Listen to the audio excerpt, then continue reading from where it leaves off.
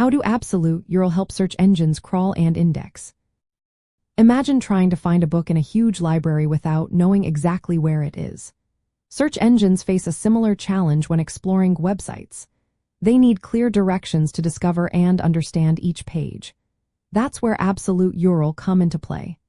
An absolute URL is the full web address of a page, including the protocol like HTTP or HTTPS, the domain name, and the specific path to the page.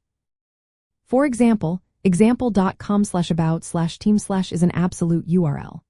This is different from a relative URL, which only shows the path from the current page. Like about team, when you use absolute URL in your HTML code for links, you give search engines precise instructions about where each page lives. This helps them find your content faster and more accurately. Search engines crawl websites by following links from one page to another. When links use absolute URL, there's no confusion about the destination. The search engine knows exactly which page to visit next. This makes the crawling process smoother and more efficient. It also helps prevent issues with duplicate content.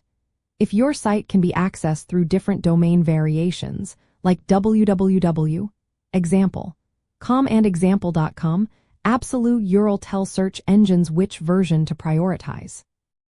This ensures they don't index the same content twice, which can hurt your SEO. Additionally, using absolute URL helps search engines understand your site's structure better. They see each page as a unique entity with a specific address. This clarity makes it easier for search engines to organize and rank your content properly. For beginners working with HTML, the key takeaway is to use absolute URL for internal links whenever possible. It guides search engines directly to your pages, increasing the chances of your content being found, properly indexed, and ranked well.